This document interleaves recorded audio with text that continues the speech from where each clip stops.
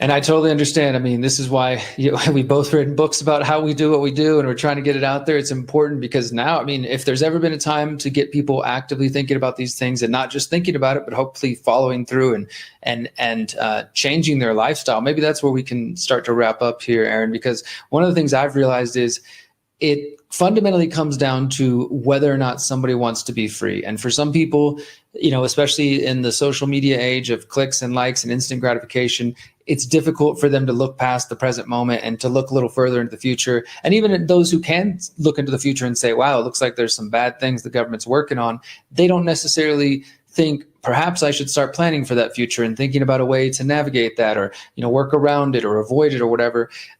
Or folks fall back onto I'm just going to vote for somebody and hope that they can fix the whole situation.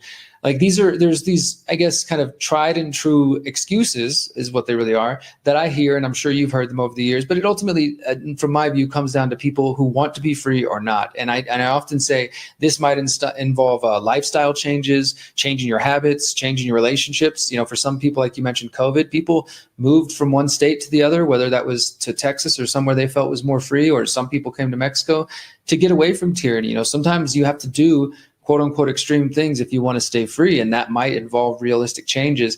And I think that that's where sometimes there's resistance for people, because even if they see the potential bad thing in the future, coming at them, they're also kind of comfortable in their current circumstances.